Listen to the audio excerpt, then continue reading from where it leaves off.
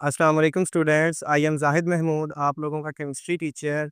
साथ academy Samundri campus की तरफ से हम लोगों ने फर्स्ट ईयर का जो केमिस्ट्री का नया सिलेबस है, उसके ऑनलाइन लेक्चर्स का आगाज़ किया है। इसमें हम लोग इंशाल्लाह आप लोगों को केमिस्ट्री की जो नई बुक है, उसमें जितने भी चैप्टर्स हैं, 16 चैप्टर्स के तमाम लेक्चर्स इंशाल्लाह आप लोगों को हमारा जो ऑफिशियल चैनल है यूट्यूब का, साथ समुंदरी, उसके ऊपर आप लोगों को सारे के सारे लेक्चर्स जो हैं, वो डेली बेसिस पे इंशाल्लाह तमाम चैप्टर्स के मिल जाएँगे।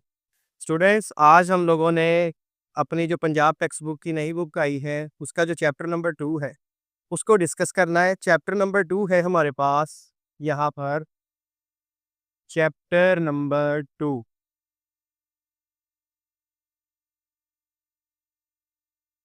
जो कि हमारे पास है एटॉमिक स्ट्रक्चर।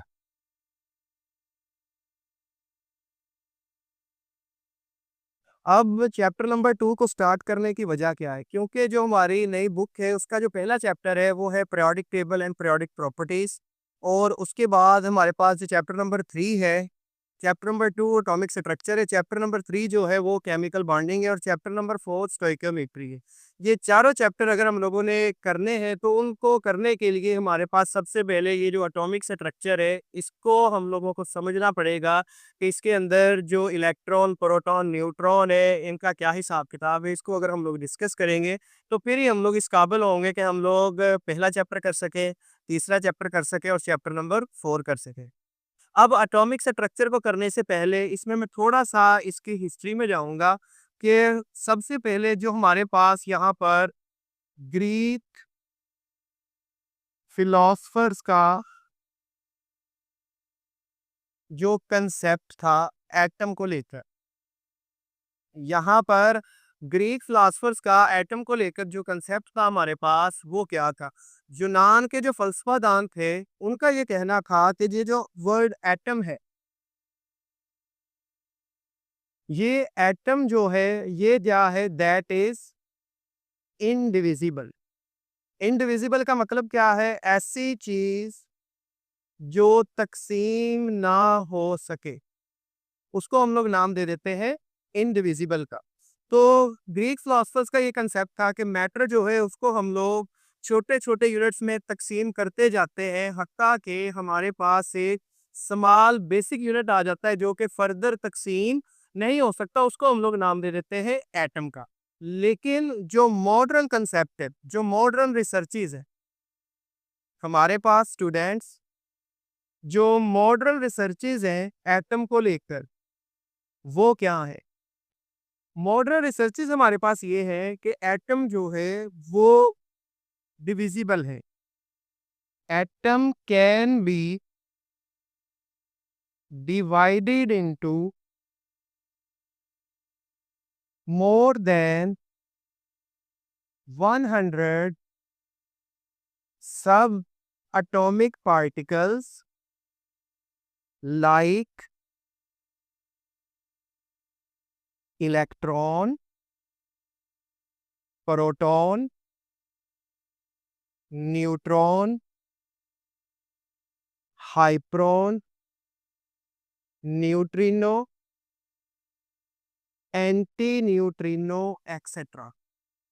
यहाँ पर जो मॉडर्न रिसर्चेज़ है, उन्होंने क्या कहा? उन्होंने कहा कि हम लोग जो है, वो एटम को डिवाइड कर सकते हैं 100 से ज़्यादा सब एटॉमिक पार्टिकल्स में। वो 100 से ज़्यादा सब एटॉमिक पार्टिकल्स में से कुछ पार्टिकल्स कौन से? Electron, proton, neutron, hyperon, neutrino, antineutrino. अब इसी की बेस के ऊपर हमारे पास यहाँ पर वो कहता है कि इसके फंडामेंटल पार्टिकल्स कौन से?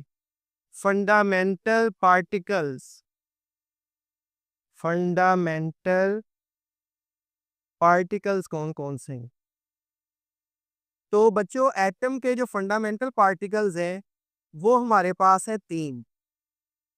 एक हमारे पास है इलेक्ट्रॉन, प्रोटॉन एंड न्यूट्रॉन। हमारे पास 3 फंडामेंटल पार्टिकल्स हैं। एक है इलेक्ट्रॉन, एक है प्रोटॉन और एक है न्यूट्रॉन। इन्हीं 3 फंडामेंटल पार्टिकल्स की बेस पे इस चैप्टर का जो हमारी न्यू बुक है, उसका पहला टॉपिक है। वो कौन सा है? वहाँ पर 2 टर्मिनोलॉजीज़ हैं। दो टर्मिनोलॉजीज कौन सी हैं, इसी की बेस के ऊपर उन्होंने हमारे पास जो दो टर्मिनोलॉजीज दी हुई हैं, इसी की बेस के ऊपर दो टर्मिनोलॉजीज हैं। वो दो टर्मिनोलॉजीज कौन सी हैं? एक है हमारे पास एटॉमिक नंबर और दूसरा है हमारे पास एटॉमिक मास, जिसको हम लोग एटॉमिक मास को हम लोग मास नंबर भी बोलते हैं, इसको हम लोग न्यूक्लियॉन नंबर भी बोलते हैं। इसी तरह जो एटॉमिक नंबर है इसका नेम प्रोटॉन नंबर भी है, इसका नेम प्रोटॉन नंबर भी है। तो यहाँ पर एटॉमिक नंबर, प्रोटॉन नंबर, या जो दूसरी है वो है एटॉमिक मास, मास नंबर या न्यूक्लियॉन नंबर। अभी हम लोग डिस्कस करेंगे एटॉमिक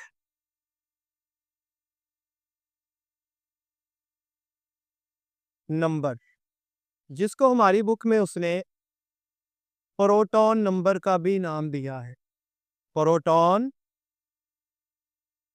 नंबर। रिप्रेजेंट करेंगे जी के साथ इसको। अब एटॉमिक नंबर क्या होता है? वो कहता है किसी भी एटम के न्यूक्लियस में जो नंबर ऑफ प्रोटॉन्स है उनको हम लोग नाम दे देते हैं एटॉमिक नंबर। तो यहाँ पर जब हम इसको डिफाइन करेंगे तो हम लोग लिखते हैं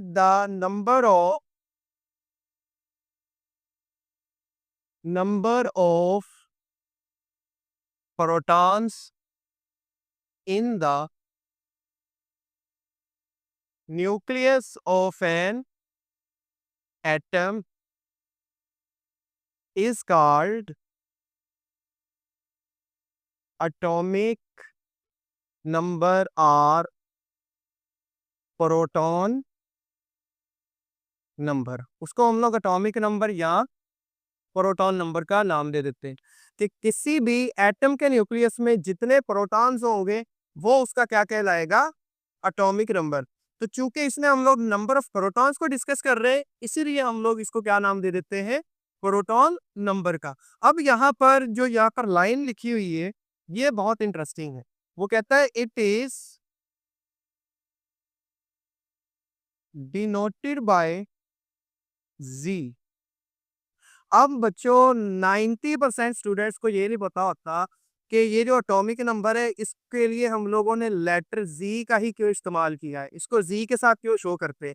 तो इसके पीछे थोड़ी सी हिस्ट्री है, उसको जरा ये अपने नॉलेज के लिए माइंड में रख लो। ये जो वर्ड जी है, जी जो है ये एक हमारे पास जर्मन वर्ड जहल से निकला है, ZAHL, जहल, जिसका मतलब क्या है? जिसका मतलब है नंबर। तो इसी बेस पे इसको नाम दिया जाता था एटम जहल। नाम क्या दिया जाता था इसका? एक और नया नेम क्या है? दैट इज एटम जहल। के एटम का नंबर, एटॉमिक नंबर, एटॉमिक जहल भी बोलते हैं, एटम जहल का नाम भी दे देते हैं। तो इस जहल की वजह से इसको हम रिप्रेजेंट करते हैं जी के साथ। अब इसी जी के बारे में थोड़ी सी इंफॉर्मेशन और है। वो कहता है ये जो जी है 1915 से पहले, प्रायर टू 1915, ये जो जी था, Z was used to indicate the elements in periodic table. BT stands for periodic table। कि 1915 से पहले, 1915 से पहले ये जो जी था इसको हम लोग किस लिए यूज करते थे? पीरियोडिक टेबल में एलिमेंट्स को इंडिकेट करने के लिए इस जी का हम लोग इस्तेमाल करते थे। दूसरी जो टर्मिनोलॉजी है इसके अंदर, दैट इज एटॉमिक मास, या इसको नाम दिया जाता है मास नंबर, या इसको नाम दिया जाता है न्यूक्लियॉन नंबर का, न्यूक्लियॉन नंबर, जिसको हम लोग रिप्रेजेंट किसके साथ करते हैं? इसको प्रेजेंट किया जाता है, रिप्रेजेंट किया जाता है ए के साथ में। अब atomic mass, mass number, nuclear number तीनों ही एक ही चीज है। अब इसको हम लोग डिफाइन करते हैं। डेफिनेशन इसकी क्या है? वो कहता है Z the sum of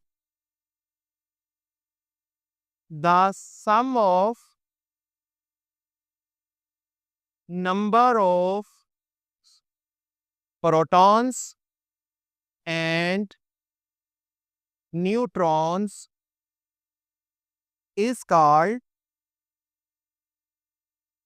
atomic mass, mass number और न्यूक्लियॉन नंबर। अब इसके अंदर भी इंटरेस्टिंग लाइन है कि इसको हम लोग ए के साथ रिप्रेजेंट क्यों करते हैं। इट इज रिप्रेजेंटेड बाय ए, कि इसके लिए हम लोगों ने ए का लेटर क्यों यूज किया है। जैसे वहां पर मैंने बच्चों को बताया है कि इसको हम लोग रिप्रेजेंट करते हैं जी के साथ, उसके पीछे हिस्ट्री थी। यहाँ पर इसको ए के साथ रिप्रेजेंट क्यों करते हैं, इसके पीछे भी बच्चों एक हिस्ट्री है। वो हिस्ट्री क्या है? वो कहता है जी कि ये जो ए है it is also derived from German word. ये जर्मन वर्ड कौन सा है? इसको नाम दिया जाता है एटम गविस्ट। एटम गविस्ट दो वर्ड्स हैं। एटम का मतलब एटम, गेविस्ट का मतलब है वेट, एटॉमिक वेट। इसका मतलब क्या है?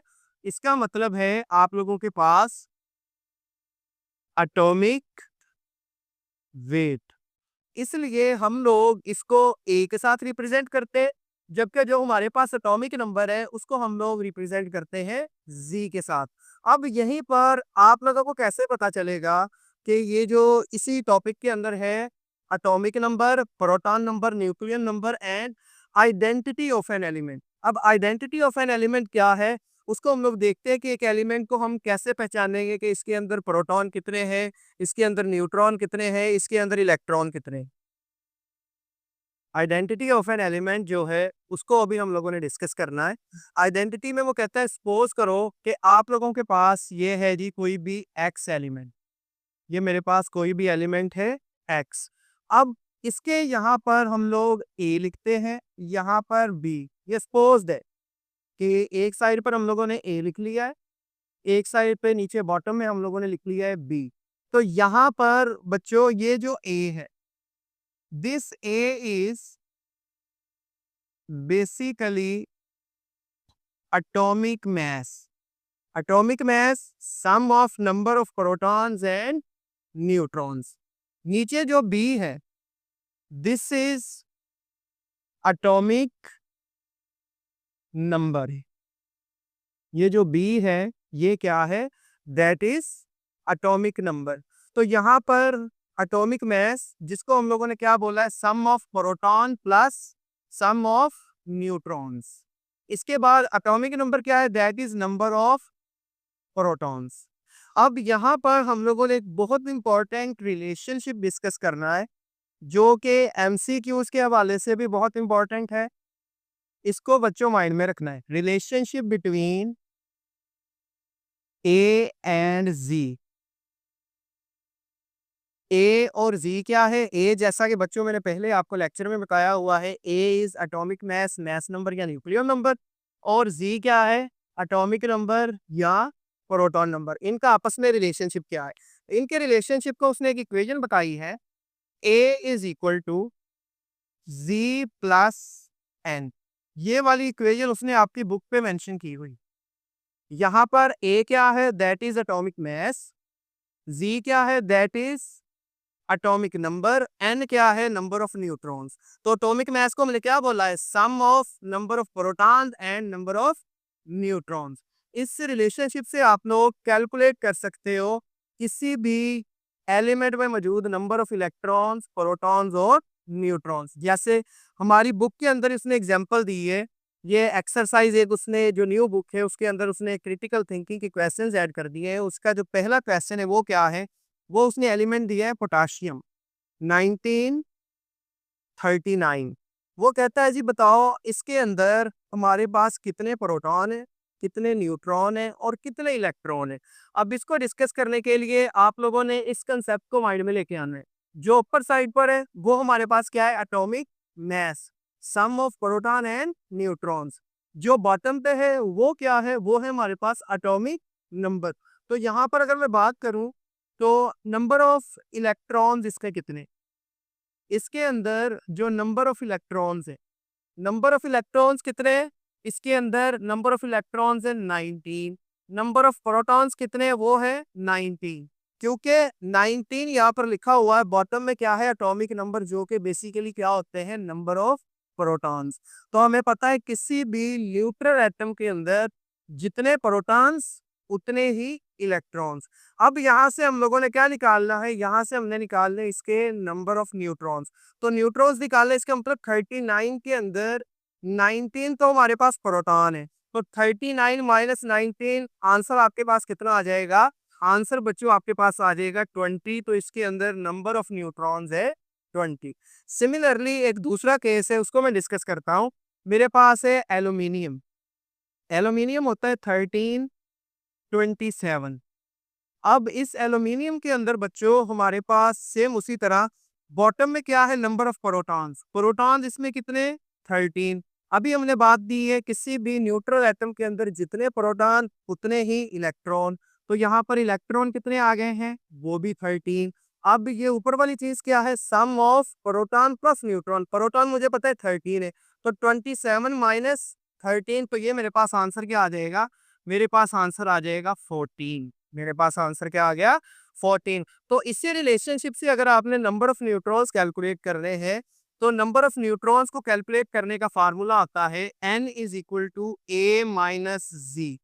ये सिंपल सा फार्मूला, ये भी हमारी बुक में उसने मेंशन किया हुआ है कि नंबर ऑफ न्यूट्रॉन्स कैलकुलेट करने हैं तो हम क्या करते हैं, a माइनस जी। इस फार्मूले के थ्रू हम लोग नंबर ऑफ न्यूट्रॉन्स जो है उनको कैलकुलेट कर सकते हैं। इसी तरह इसी के अंदर उसने एक और हमारे पास एग्जांपल दी हुई है, वो आयन की दी है। आयन है हमारे पास, सपोज करो यही है एल्यूमिनियम प्लस 3।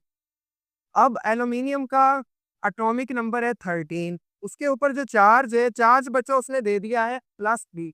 +3 का मतलब क्या है, +3 का मतलब ये है कि एल्यूमिनियम ने 3 इलेक्ट्रॉन लूज किए हैं। तो सबसे पहले मैं इसी रिलेशनशिप को देखता हूँ कि इसमें नंबर ऑफ प्रोटॉन, प्रोटॉन है 13, नंबर ऑफ न्यूट्रॉन्स, न्यूट्रॉन इसके अंदर कितने थे, हमें पता है ये 27 होता है, तो नंबर ऑफ न्यूट्रॉन इसके अंदर आ जाएंगे 14।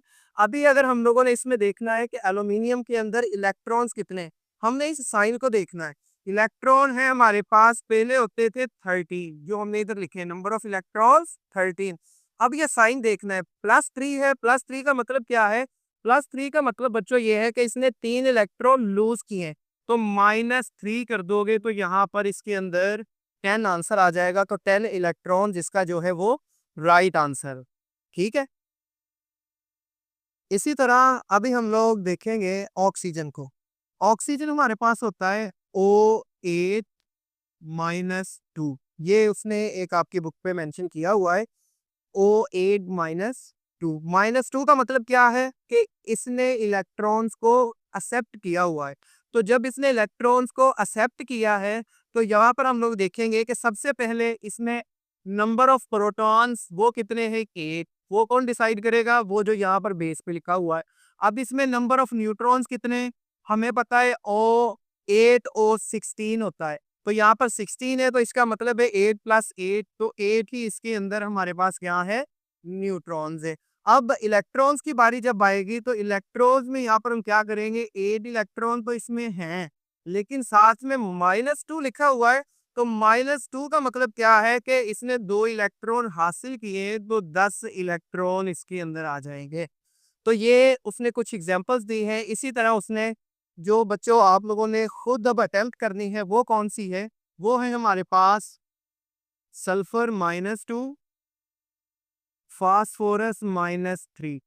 ये वाली एग्जांपल जो है ये आप लोगों ने खुद अटेम्प्ट करनी है। इसी तरह से एक और है क्लोरीन -1 आ जाएगा, इसी तरह से फ्लोरीन -1 आ जाएगा। तो ये वाली जो एग्जांपल्स है ये आप लोगों ने खुद प्रैक्टिस करनी है, कोई मुश्किल नहीं है। इन चारों को आप लोगों ने एक बार अच्छे से देखना है। जब आप लोग देख लोगे तो ये खुद ब खुद आप लोगों से सॉल्व हो जाएगा।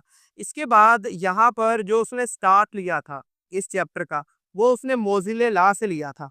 मोज़िले लॉ की स्टेटमेंट क्या है, उसको हम लोगों ने देखना है। सबसे पहले जो उसने थोड़ा-सा मोज़िले लॉ को यहाँ पर डिस्कस किया है।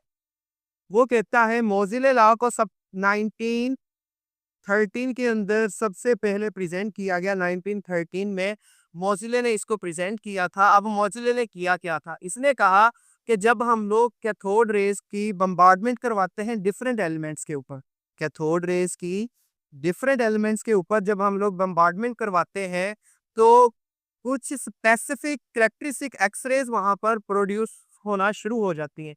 वो कहता है कि ये जो एक्स-रेज़ की फ्रीक्वेंसी है, वो कहता है जो फ्रीक्वेंसी है एक्स-रेज़ की, इसका जो स्क्वायर रूट है वो डायरेक्टली रिलेट करेगा किसके साथ? Atomic number of that element, उस एलिमेंट के एटॉमिक नंबर के साथ रिलेट करेगा। तो इसको जब आप लोग डिफाइन करोगे, सॉरी, सबसे पहले ये बात माइंड में रखनी है कि मोज़िले लॉ है, लॉ को हमेशा स्टेट किया जाता है, डिफाइन नहीं करना। लॉ की हमेशा होती है स्टेटमेंट। तो इसकी स्टेटमेंट क्या है? वो कहता है the square root of frequency, the square root of frequency of X-rays is directly proportional to the atomic number of element